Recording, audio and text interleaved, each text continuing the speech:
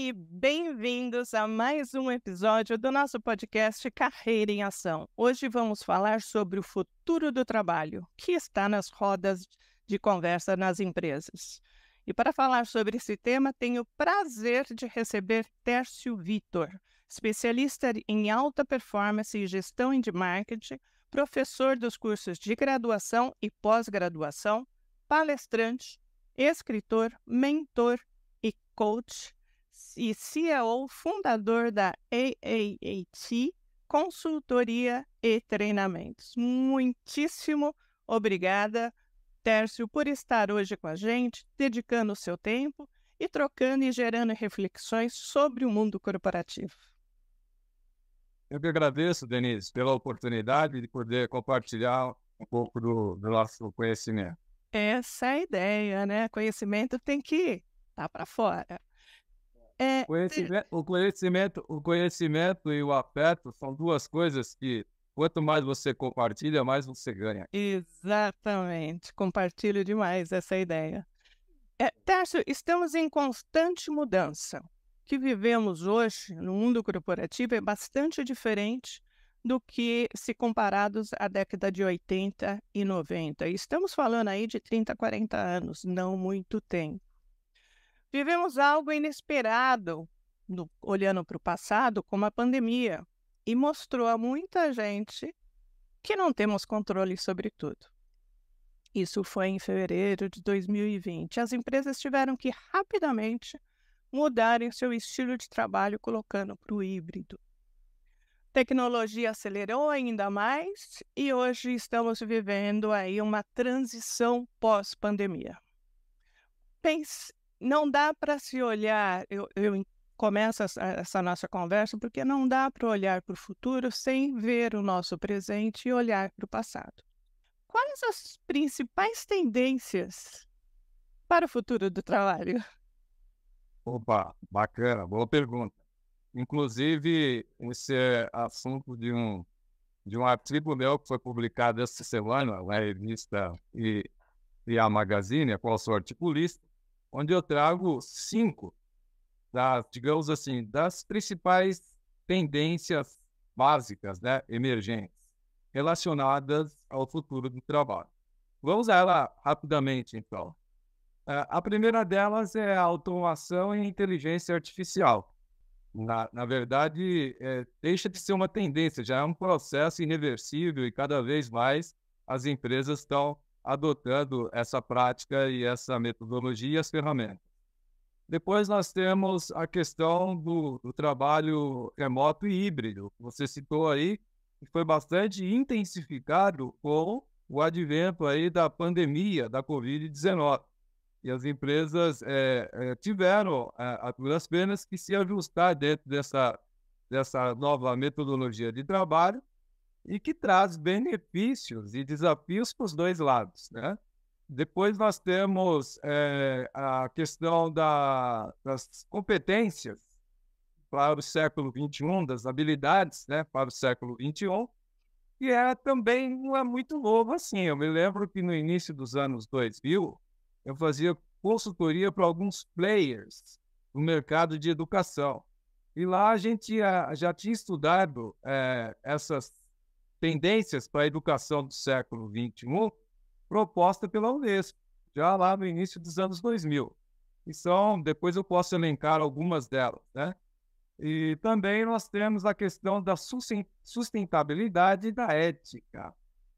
E hoje está muito em alta, olhando numa perspectiva mercadológica, né? As empresas, elas precisam fazer uma comunicação não só verticalizada, mas, sobretudo, horizontalizada, mostrando as suas práticas e as suas preocupações e as suas crenças no tocante ao meio ambiente, no tocante ao social e no tocante à governança corporativa. Nós temos aí o ESG no inglês e ESG no português, que é o indicador. Então, hoje, as empresas precisam, para poder se conectar melhor com os consumidores e para poder colocar suas ações na Bolsa de Valores ou para poder receber um aporte de capital tanto aqui dentro quanto fora do país, precisam mostrar indicadores de ESG. Isso está muito dentro da linha da sustentabilidade ética. E temos também a questão, por fim, aqui da tendência, é a questão do envelhecimento da população. Isso, embora o Brasil esteja inserido dentro de um continente novo, comparativamente aos demais, mas a nossa população também está envelhecendo. Eu sou de uma geração em que a média de filhos por família era 6 filhos. Hoje, atualmente, é 1,7, menos de 2 filhos por família. E você navegou aí por esses 5 principais aspectos que está muito em voga no mercado. Vamos abordar o que mais tem assustado aí, e não só os profissionais, como a população em geral, que é a inteligência artificial. Ontem eu participei de um workshop pela FENAC, que fala sobre também as carreiras e a sua expectativa. E uma especialista de recursos humanos comentou que a inteligência artificial tem os seus benefícios. Por exemplo, recrutamento mais ágil sem descartar a candidatura. Não tem mais aquela situação de receber a empresa, abrir uma vaga, receber 1.500 currículos e é humanamente impossível analisar esses 1.000. Com a inteligência artificial, sim, é possível. E com alguns parâmetros, é possível selecionar alguns currículos a partir de algumas palavras-chave, enfim, com a interação humana. Ela coloca muito claro que a IA, e isso é importante que tenha em mente, por si só não faz nada. É necessário ter a interação humana para pensar nas diversas situações que ele deve responder. E a automação está criando novas oportunidades relacionadas à criação, manutenção e supervisão de sistemas automatizados. Falando sobre essas oportunidades e desmistificando que a inteligência artificial vai substituir os empregos, é claro que muitos empregos vão ser automatizados, mas não esqueça da necessidade humana. Falando sobre essas oportunidades, quais são, desde o seu ponto de vista, que podemos aqui elencar, que as pessoas podem se atentar e chegar à frente primeiro? A gente deve partir do pressuposto que a inteligência artificial ela é desenvolvida por um humano. Né? Então, ela nunca vai substituir o humano. Alguns estudiosos dessa área, que são renomados, escritores, pesquisadores, palestrantes, brasileiros e fora do Brasil, eles apontam que a última fronteira da inteligência artificial é o senso crítico. Então, aí eu já aponto isso como um desafio e uma oportunidade para nós, né? Desenvolver o senso crítico. E isso também entra em uma das habilidades sugeridas aí para o século XXI, pensamento crítico. Então, como você falou, a inteligência artificial ela é muito eficaz, ela agiliza processos, ela dá inteligência aos processos, ela dá produtividade aos processos, mas precisa saber conversar com ela. Então, mais do que nunca, o ser humano que vai fazer uso dessa ferramenta tem que saber perguntar. Aliás, saber perguntar é um atributo ou uma ferramenta ou uma técnica milenar e que está muito em alta hoje com o uso da inteligência artificial. Você consegue muitas coisas com ela se você souber perguntar. Se você não souber perguntar, você vai ficar brincando com ela e não vai chegar a lugar nenhum. Então, hoje, mais do que nunca, ela traz, sim, desafios, possibilidades e oportunidades. E, do ponto de vista do trabalhador, quanto mais eu me requalificar e me educar sobre o uso dessa ferramenta, eu largo na frente. Agora, o pensamento crítico é uma habilidade que pode ser desenvolvida. No mundo corporativo, existem profissionais que enfrentam ainda o medo do julgamento da outra pessoa em fazer determinado questionamento. Essas pessoas perdem posicionamento nas suas carreiras. Então, uma das formas de você trabalhar essa habilidade é, primeiro, se reconhecer que essa habilidade não está exatamente desenvolvida em você, não sei se você compartilha isso, e começar a atuar numa discussão, levantar temas para gerar novas perspectivas, de novas visões e movimentar criação, né, criatividade, quer dizer, uma série de habilidades aí envolvida com um pensamento crítico, que é inicialmente saber perguntar. Antes de saber perguntar, é preciso analisar o contexto para saber o que vai perguntar, para fazer sentido. Mas é importantíssimo a pessoa reconhecer que essa habilidade precisa e pode ser desenvolvida. Alguma sugestão mais para quem é um pouco eh, ou que se identifica com a deficiência dessa habilidade? Aí entram alguns fatores, como autoconfiança, né? E também as questões ligadas a traumas, fobias e frustrações do passado. Sim. Tudo ligado a mindset, né? Tudo. Eu sugiro um livro, inclusive, da estudiosa e pesquisadora de Stanford, Carol Dweck, onde ela traz um livro que tem rodado o mundo aí, aqui no Brasil é muito lido pelos líderes, que é o Mindset para a nova psicologia para o sucesso, né? Ele aborda dois tipos de pensamento, o fixo e o de crescimento. Todos nós temos os dois, e às vezes há uma variação ao longo do dia. O melhor dos mundos é que a gente vá deixando cada vez mais de lado o pensamento fixo e nos adentrando mais ao pensamento do crescimento, porque isso está inserido dentro de uma das habilidades do século XXI, o aprender a aprender. Eu preciso estar aberto a aprender algo novo todos os dias, e para isso eu tenho que ter um mindset de crescimento. Então, parte da liderança precisa assimilar isso, né? Para depois poder ajudar os seus liderados. Por exemplo, inovação é uma palavra-chave no meio corporativo. E é uma competência também. Muitos pensam que inovação é algo novo. Uma palavra que define inovação é novidade. E não é. A novidade ela está implícita na inovação. Mas uma palavra que melhor define inovação é mudança. E faz todo sentido, porque para o velho sair, para o novo chegar, o velho precisa sair. E esse processo nós chamamos de mudança. E aonde começa essa mudança? Onde começa a inovação? Começa na nossa mente, na nossa maneira de pensar. Então precisa haver uma disposição, tanto de liderados quanto de líderes, tanto de empregador quanto de empregado, para essa mudança de mindset. E esse livro traz uma ajuda, uma contribuição bastante significativa.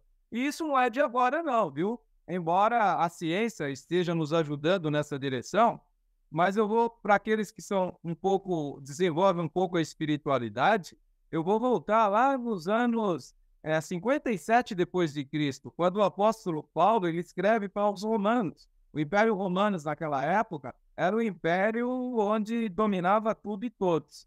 E o apóstolo Paulo escreve no ano 57 depois de Cristo, ele escreve para os romanos, no capítulo 12, no versículo 2. Ele diz assim: não vos conformeis com este século. O inconsciente coletivo não acompanha a manada, mas buscai uma transformação pela renovação da vossa mente. Então a gente só se transforma através de uma renovação da mente. Se a mente está fixa, a gente não aprende nada. A gente não está aberto ao novo, que é uma das dos desafios dessa nova tendência em relação aos skills, às habilidades, né, para o século XXI. Sempre lembrando que essas habilidades, elas não são, a maior parte delas não estão ligadas às competências técnicas, mas as competências comportamentais, ou socioambientais, ou soft skill, como queiram chamar. E entra aí a criatividade, entra o aprender a aprender, a educação continuada, né? Entra a comunicação, entra o mindset para o crescimento, entra a inovação, entre uma série de habilidades que hoje são muito presentes e muito necessárias no mundo corporativo. E são competências exigidas aí do século XXI. Você citou sobre o aprender algo novo. Nesse workshop da FENAC, ontem, o especialista cita que acabou aquela ideia da pessoa aprender ou focar no aprendizado somente da sua área de atuação. Ele precisa ampliar esse conhecimento e conseguir navegar em diversas áreas, para não só se relacionar, mas como abrir a sua mente também. E aqui, até aqui, e nós só estamos começando, já citamos várias competências que são competências para o profissional de carreira, um profissional bem-sucedido. E um dos pontos críticos é o tal do lifelong learning, ou seja, aprendizado contínuo que você citou, né? Mas lembrando que abrir o leque, hoje open your mind, né? Você precisa atuar e vivenciar experiências e conhecimentos em todas as áreas. Para isso, é essencial a leitura. A gente falou lá atrás do pensamento crítico. O melhor exercício de pensamento crítico é voltar ao velho e bom hábito de ler. Leia tudo leia livros técnicos, leia livros de autoconhecimento, leia livro da sua área, leia livro de outras áreas. Leia autores com pensamentos e ideias distintas para você poder formar a sua opinião. Isso é exercício do pensamento crítico. Eu, como economista comportamental, lá no início dos anos 90, eu tinha que ler Karl Marx e tinha que ler Adam Smith. São duas linhas de pensamento econômico totalmente distintas, mas isso me ajudava a formar a minha opinião e ter o meu pensamento crítico em relação a dois modelos sociais que a gente vive e que viveu e que o mundo sempre aspira, né? Que é o capitalismo que a gente vive e o socialismo, né? E hoje, eu lendo a sociologia, eu consigo entender, por exemplo, de que o capitalismo é o melhor sistema para gerar riqueza, mas não sabe distribuir. O socialismo é o melhor sistema para distribuir riqueza, mas não sabe criar. Então, a junção desses dois é que dá o melhor dos mundos. Um aprende para o outro a gerar e distribuir. Total. Agora, falando sobre o trabalho remoto que veio aqui fortemente com a Covid, pós-pandemia, se tornou híbrido, né? Parte na sua casa, parte na empresa, as empresas tiveram que se acomodar e os colaboradores também. Quais os principais desafios, desde o seu ponto de vista, e benefícios que as empresas e os profissionais enfrentam na redefinição dos espaços de trabalho e na gestão da colaboração à distância? Porque existem ainda muitos mitos sobre a confiança, se a pessoa está trabalhando, de que forma está trabalhando, enfim. Como é que está essa colaboração à distância pós-pandemia? Então, ela trouxe, de fato, vários desafios e benefícios para os dois lados, muitos benefícios, né? Do lado da empresa, por exemplo, as empresas hoje estão acostumadas, estão inseridas dentro desses contextos e, da minha percepção, é um processo irreversível também. Mas foi ajuda de tudo quanto é lado. As empresas tiveram ajuda em agilidade de processos, inteligência de processos, redução de custos. Quantas empresas abriram mão dos seus espaços na Faria Lima a preço de ouro? Sim. Né?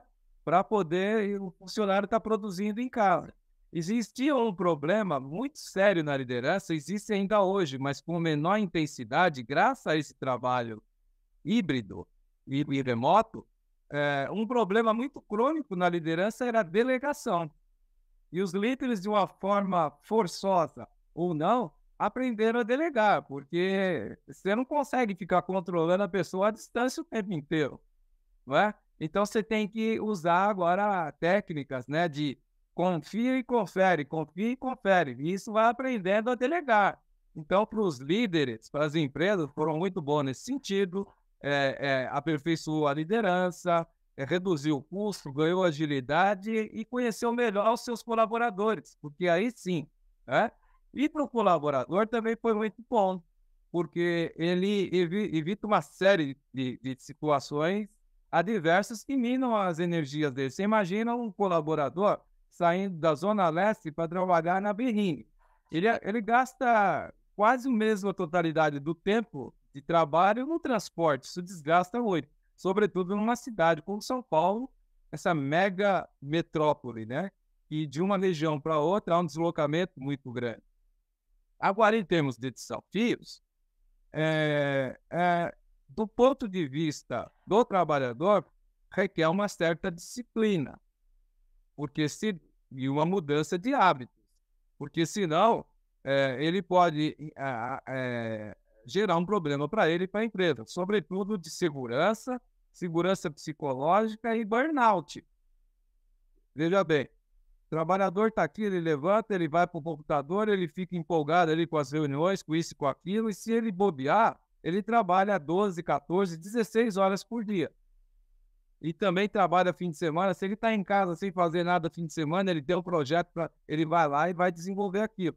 E quando ele não se dá conta, o burnout pega. E com o burnout, tem os problemas de saúde mental. E isso aí é um problema seríssimo hoje que as empresas enfrentam com as suas equipes de colaboradores.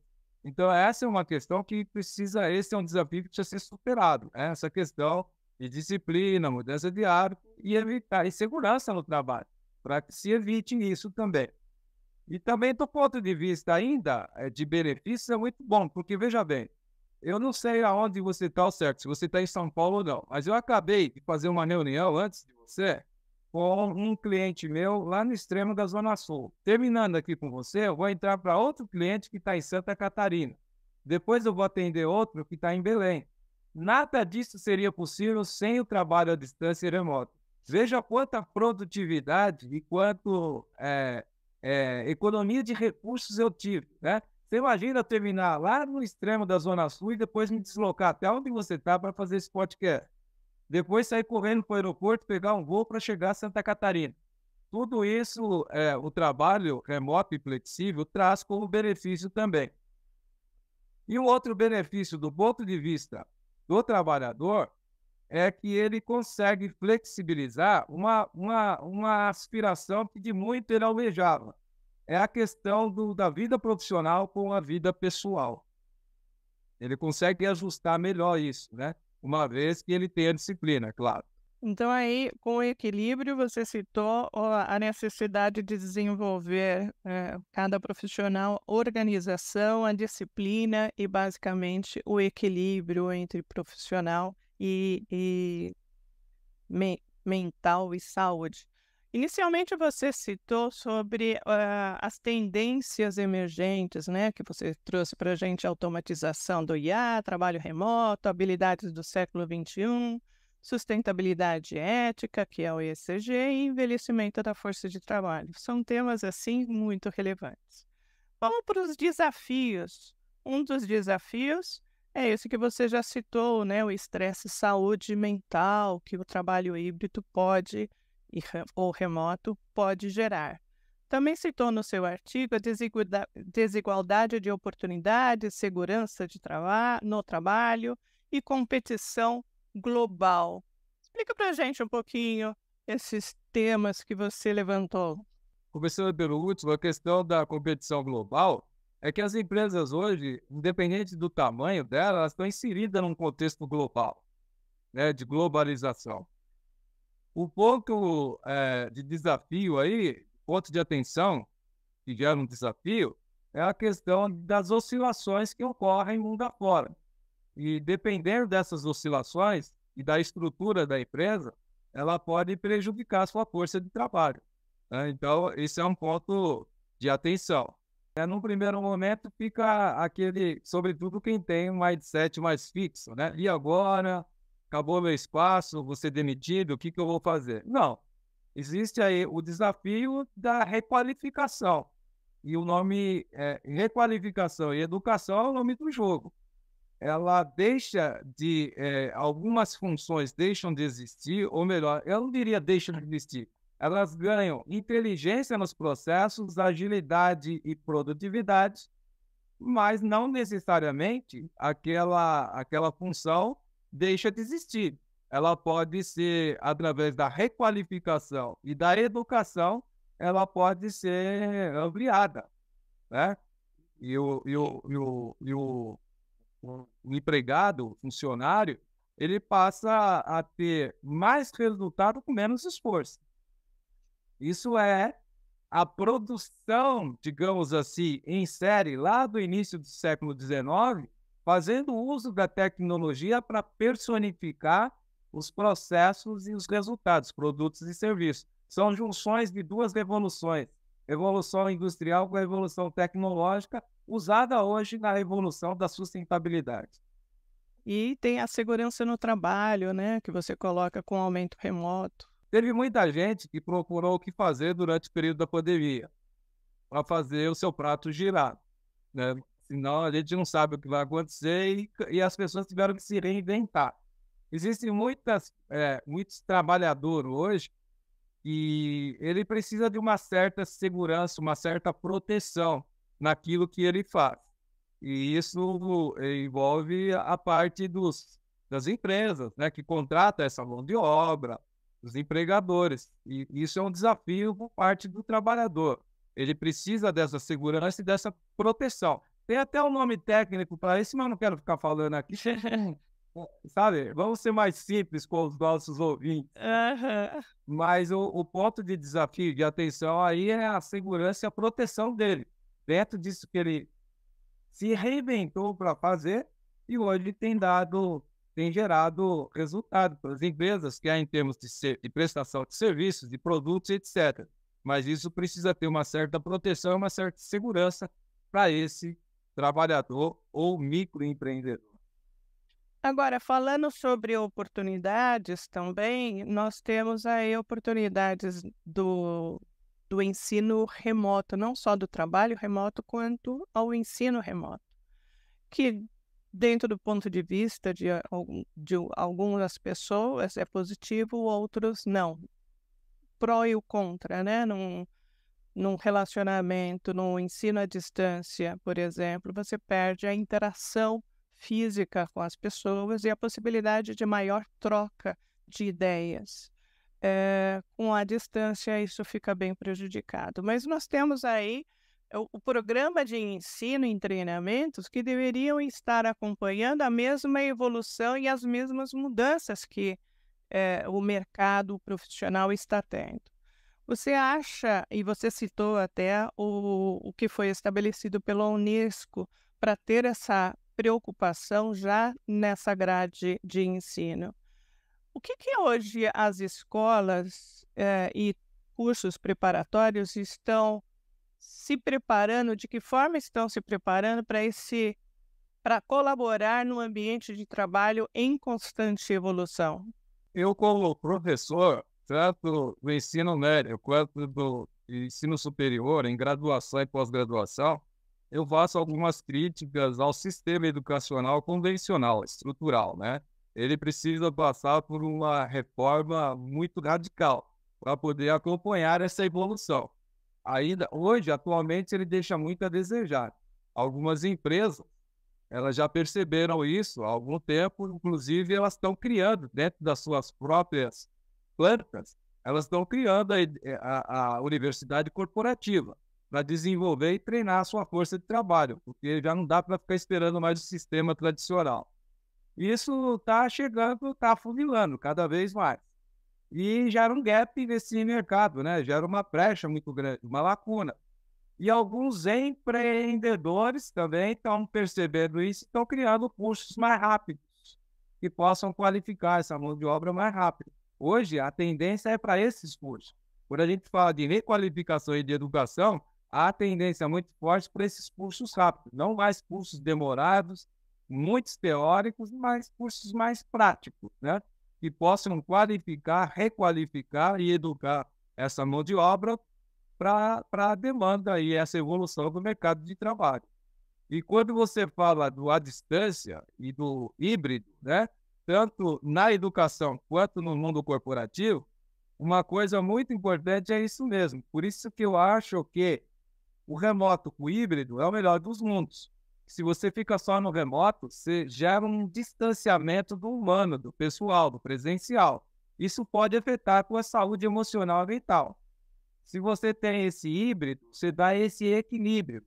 Você fica ali 3 dias, 2, 3 dias no remoto e 1 dia, 2 por semana você tem o presencial para te dar esse calor humano, isso que a gente gosta enquanto ser humano, né, de conviver com a sociedade. Principalmente o brasileiro, né, que gosta do tete-a-tete. Isso. Agora, nós temos aí um ponto bastante em voga, a parte da tecnologia, que é a longevidade. Estamos vivendo mais, graças a Deus, e graças à ciência e toda a evolução que temos tido aí aos longos dos anos. Frente ao envelhecimento da população, existe também o envelhecimento da força de trabalho, porque as pessoas vivem mais e querem continuar atuantes e têm energia para isso. Quais são as soluções, diria que inovadoras, sendo implementadas para requalificar e reintegrar os trabalhadores mais velhos e criar uma dinâmica, principalmente criar essa dinâmica saudável no mercado de trabalho? Porque hoje vemos empresas com 3, 4 gerações no mesmo ambiente. Recentemente, inclusive, foi tema do último episódio, do episódio que vai sair essa semana, que já estou dando um briefing, que teve uma pesquisa feita entre a Ernst Young e a Maturi, que é uma plataforma de 50 para 50 mais, que fala, numa das entrevistas, que fala que uma pessoa foi fazer uma entrevista numa startup com o seu skill, e ele, o chefe dele, ou a pessoa que ele fez a entrevista, tinha a idade do filho mais novo dele. E essa é a realidade que a gente enfrenta. Então, existe também uma adaptação não só das empresas, mas também das pessoas em ter flexibilidade para se relacionar com essas diferenças de idades e diferentes gerações. Então, meu ponto é: o que as empresas estão fazendo para reintegrar a força de trabalho desses mais velhos, mais experientes? E o que pode ser elencado também como importante observar para esses 50 a mais estarem ainda presentes para uma outra realidade que eles estavam acostumados. Claro. Volto. Para essa força de trabalho, 50 a mais, 60 a mais até, o nome do jogo é requalificação e educação. Esse é o nome do jogo.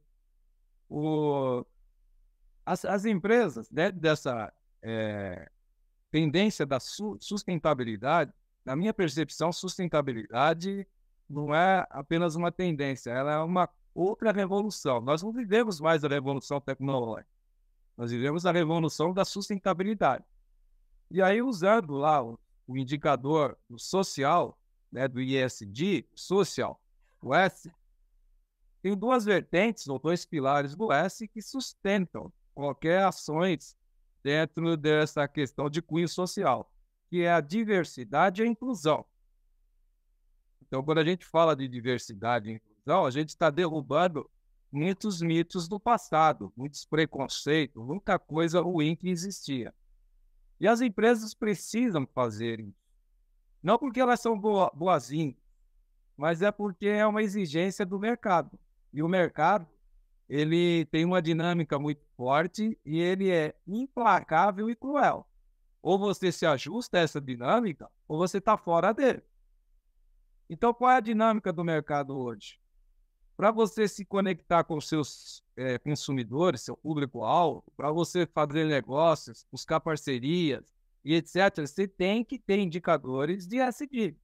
Então, você tem que ter. Tem empresas que abre, né, oportunidades agora, fim de ano, início de ano, para trainees, por exemplo, recém-formado em qualquer área, que são de pele negra, são só mulheres, são LGBT, outros 50 a mais, outros 60 a mais. Ela tem uma meta, uma cota dentro da meta que elas precisam apresentar dentro dessa política de ESG, né? Então, elas fazem isso porque são obrigadas a fazer, sobretudo essas grandes, não é? Sim. Agora, do ponto de vista do trabalhador, eu falo com muita satisfação que o maior ativo que tem hoje é o conhecimento. É o maior ativo. Então, alguém já disse, aquilo que eu ainda não tenho é resultado do conhecimento que eu ainda não tive. Então, você é ignorante para qualquer assunto até chegar ao conhecimento. Chegou, deixa de ser ignorante. Então, o conhecimento é o ativo mais valioso hoje em negócios, na carreira, no trabalho, em qualquer área da vida. Uma pessoa, um trabalhador, 50 a mais ou 60 a mais, há de se supor que ele tem uma jornada de vida pessoal e profissional muito longa, muito extensa. Ele tem uma história de vida para contar. E ele pode pegar todo esse conhecimento adquirido nessa jornada e pode se tornar um empreendedor. Ele pode formatar esse conhecimento dentro de um produto ou um serviço e se tornar um grande empreendedor.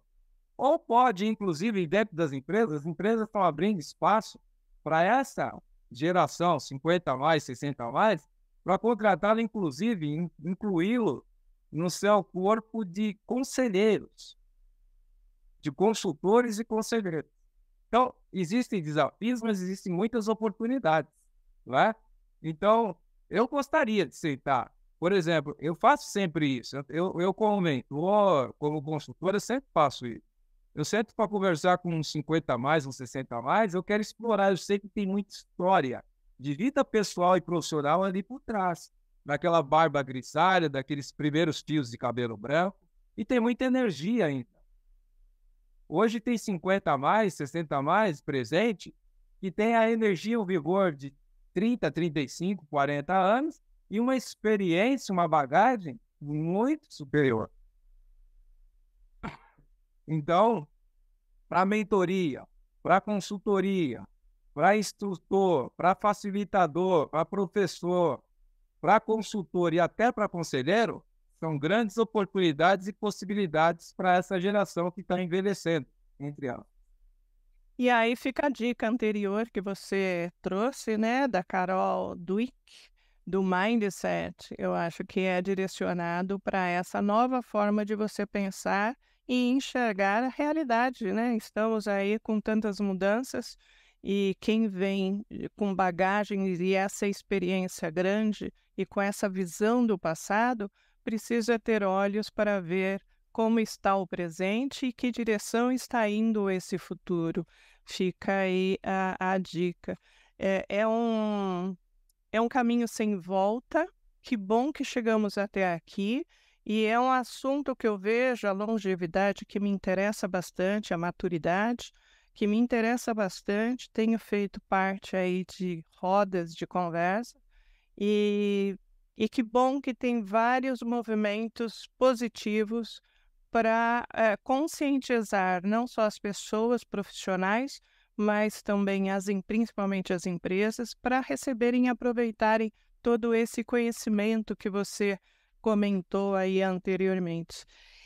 Esse assunto nosso vai ter que ficar para vários episódios mais para frente, porque falar sobre o futuro do trabalho, Tércio, é navegar em várias áreas. E olha, nós falamos sobre competências, skill técnico, soft skill, habilidades, ensino e muito mais. E é muito amplo isso e que bom estar presente em várias rodas de conversas, não só no podcast, e que bom que temos hoje a possibilidade de termos voz, nós pessoas simples, mas com muito conhecimento, né, Tércio? Que bom. Mas Bom, antes, pode falar. inclusive, nós nem chegamos a falar de algumas competências técnicas que foi muito rejeitada no passado e que hoje se faz muito necessária em qualquer área do saber, em qualquer profissão, que é o marketing à venda.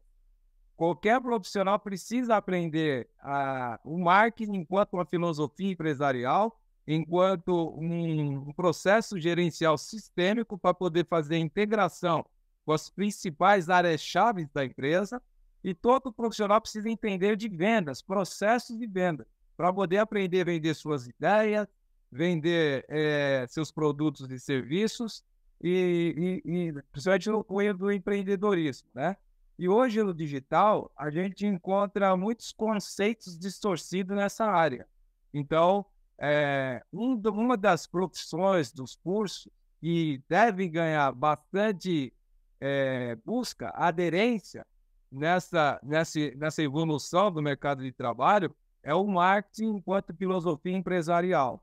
E vendas também. Hoje você vê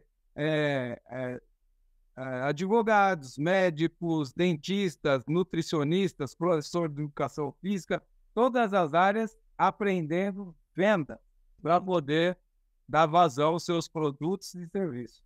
Totalmente, totalmente. E a empresa que não tiver olhos para isso acaba ficando um pouco longe do mercado do que se pede hoje em dia. Estamos chegando ao final, mas ó, já está apontado aqui, marketing com foco em vendas, já está, e eu sei que a sua área de especialização e atuação no mundo acadêmico, né? Você dá aula sobre isso também. Mas antes disso... Se você quiser marcar um novo encontro para a gente falar sobre o marketing do bem-estar, marketing do bem-estar. Está anotado. Vocês vão ouvir falar sobre Tércio Vitor.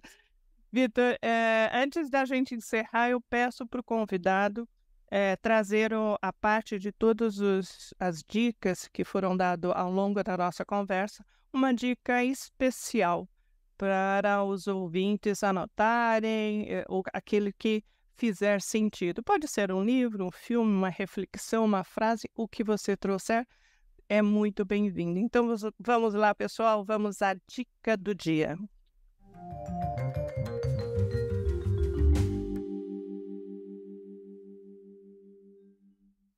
Minha dica do dia é a seguinte: você pode vou dar o endereço de um site, www.eamagazine.com.br. É uma revista digital na qual eu sou colunista e eu tenho pelo menos uns 3 ou 4 artigos lá, mais recentes, falando desse futuro do trabalho. Inclusive, muito sobre o que a gente conversou aqui hoje. Então, minha dica para quem quer se aprofundar um pouco mais, entra nesse site, na hora que tiver um tempinho, e faz um tour lá dentro que você vai encontrar. Procura pelo Tércio Vitor, que você tem pelo menos 4, 5 artigos que falam sobre o futuro do trabalho. E um livro, se você puder comprar e ler, eu te recomendo com muito prazer. É um livro que foi escrito por um grande consultor norte-americano e professor em Harvard, chamado Clayton Christensen, muito valorizado no mundo corporativo. Ele tem vários livros sobre inovação. A ele é atribuído a teoria da inovação disruptiva. E ele aponta em um livro chamado DNA Inovador, ele aponta as 5 habilidades necessárias para o futuro do trabalho em termos de inovação disruptiva. Então, anote aí, se puder ler esse livro, é muito bom. DNA do Inovador. O autor é Clayton Christensen. Eu vou deixar também escrito na descrição do nosso episódio. E, Vitor, eu quero, ou Tércio, você tem 2 nomes, Vitor, Tércio, quero aqui combinar, quero propor com você, ver se você topa. Você é mentor, inclusive uma das mesmas instituições que eu também faço parte, e damos mentoria para profissionais que querem aí crescer nas suas carreiras. Vamos para um desafio. O que você acha da gente propor aqui para as 5 primeiras pessoas que escreverem no episódio, pode ser YouTube, pode ser nas plataformas de áudio, escrever "eu quero", terá 1 hora de mentoria com você, comigo. O que você acha da gente fazer esse desafio? Topa? Bom, se as pessoas que nos prestigiarem aí com esse, ouvindo, né, esse nosso podcast, e se elas gostaram do assunto, querem se aprofundar mais nesse assunto, eu me disponho a propor 1 hora bônus de mentoria comigo. E aí deixo o meu WhatsApp, a pessoa entra em contato, os 5 primeiros, né, que escreverem "eu quero", eles podem entrar em contato pelo WhatsApp e nós vamos marcar essa mentoria. Terá comigo, à distância, né, online, gratuita, totalmente gratuita. Ele pode perguntar o que ele quiser relacionado ao tema e o assunto que ele ouviu aqui hoje. Fechadíssimo. E eu também abro aí essa campanha que nós estamos fazendo para essa mentoria aí que a gente pode exercer e fazer um pouco de diferença na vida das pessoas. Muito obrigada, Tércio, pela sua presença, pela troca de informações, por esse momento tão gostoso que é bater esse papo nesse tema tão relevante. Eu que agradeço a oportunidade, isso faz parte do meu propósito, então todos os meios que eu encontro para tangibilizar e operacionalizar meu propósito, eu fico bastante feliz em realizar.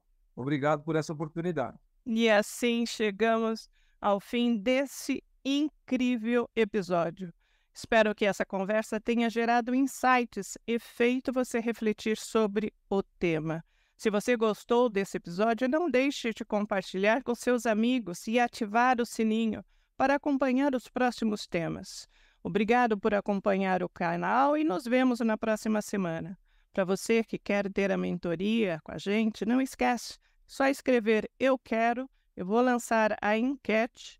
Inclusive, você pode responder as 5 primeiras pessoas. Nós vamos compartilhar essa mentoria aí com o Tércio e comigo, separadamente, para colaborar com você na sua jornada profissional. Até o próximo episódio e não deixe de agradecer a sua vida. Forte abraço!